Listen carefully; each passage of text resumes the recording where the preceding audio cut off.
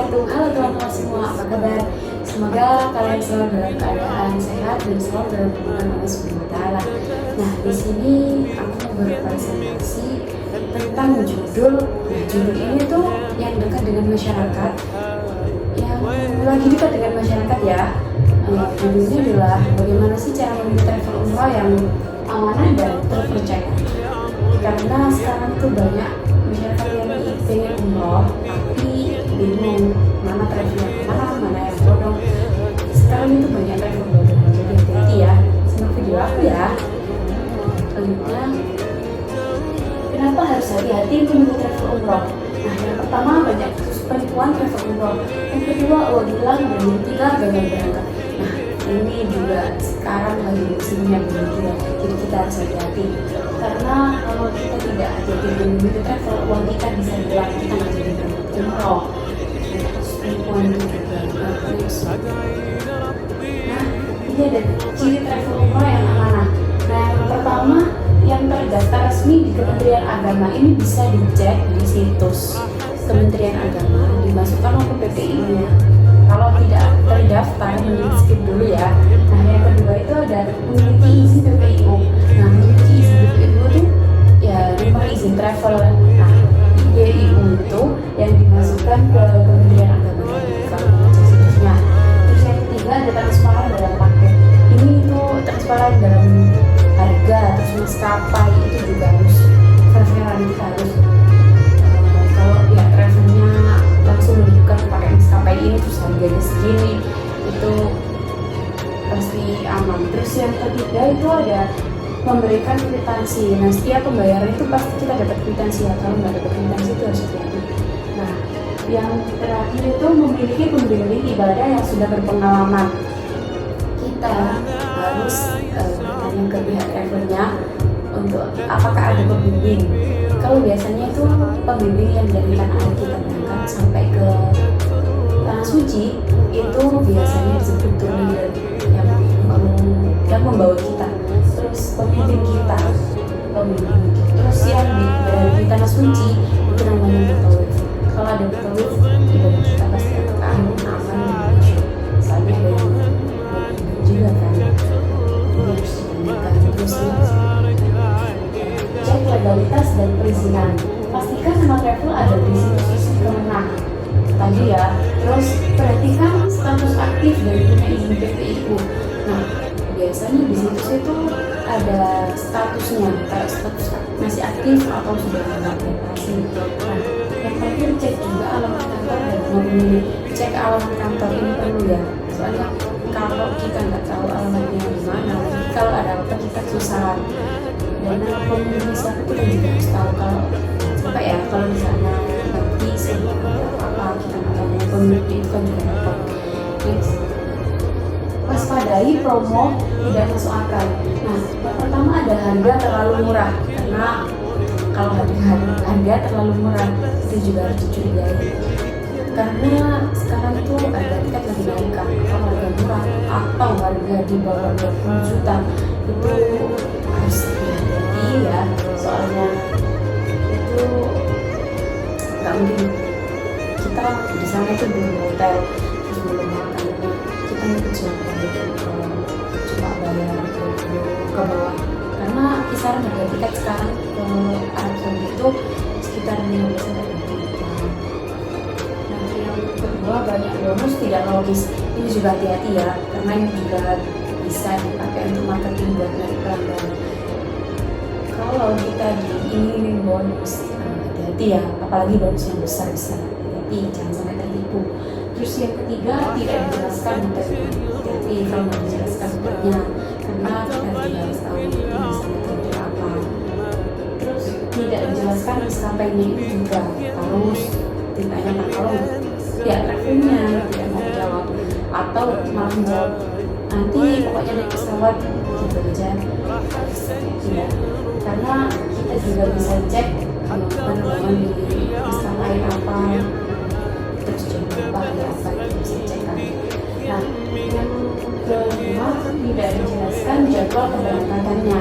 Ini juga ya, kita nggak dijelaskan keberangkatannya.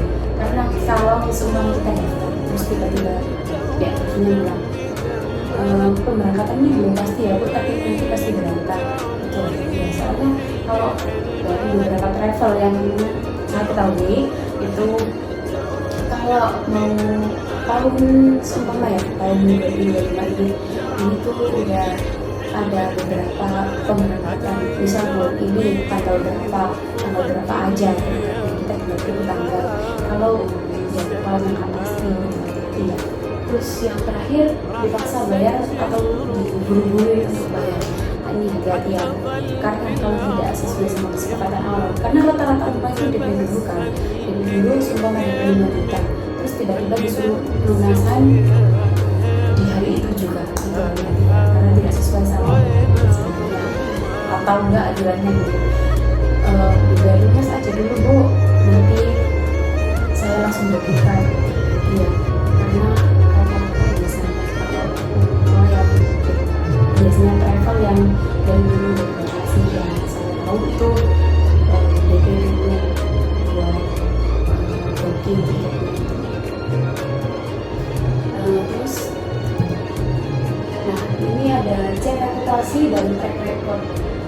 Yang pertama dia testimoni jamaah yang sudah berangkat.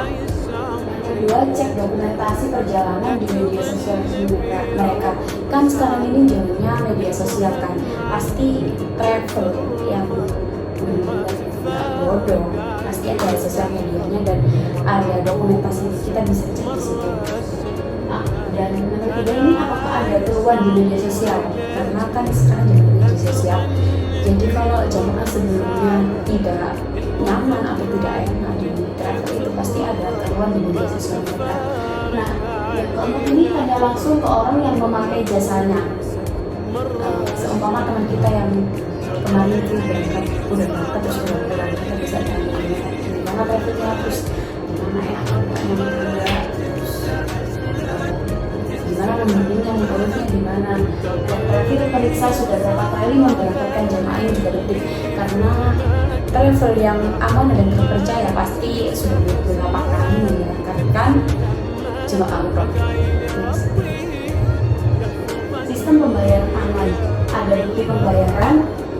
Ini yang paling penting, karena kita sama kita udah bayar, kita udah serahkan uang kita harus minta untuk bukti pembayaran supaya nanti tidak ada kejadian ini belum lunas soalnya belum bayar, karena nggak ada bukti pembayarannya.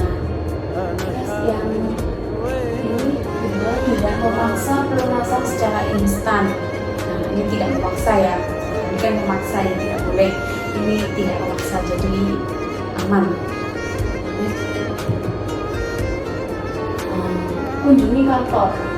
Kunjungi kantor fisiknya, pegawai ramah dan profesional. Karena kalau kita semua kita ke kantornya, terus kita kan bisa menilai mana pegawai yang ramah, pegawai yang profesional dalam menangani jemaah tertentu. Yang ketiga, periksa sertifikat izin dan dokumentasi di kantor. Karena kalau travel resmi biasanya ada sertifikatnya, ada surat izinnya, terus ada dokumentasi, dan biasanya ya kalau dari beberapa travel yang saya tahu itu biasanya ada album dari pemberangkatan yang sesudah itu, biasanya ada album foto-foto itu bisa dicek, karena itu juga bisa melihat kita bisa melihat seberapa percaya kita ke travel tersebut. Nah, yang terakhir ini pastikan alamat website dan brosur sama dengan kenyataannya. Nah, kan biasanya itu brosur website itu dicantumin di media sosial. Itu kalau bisa ya itu harus sesuai, dan juga brosurnya juga harus sesuai dengan harga yang di up di media sosial itu harus sesuai. Jadi kalau seumpama bilang di brosurnya itu harga semula 30 juta. Nah, kalau di kantornya itu naik, berarti ya, karena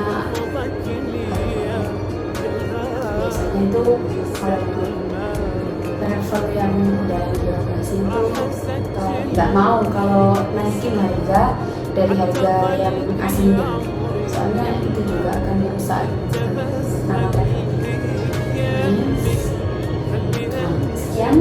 sih presentasi dari saya. Terima kasih sudah menonton. Jangan lupa like, comment, and subscribe. Terima kasih. Assalamualaikum warahmatullahi wabarakatuh.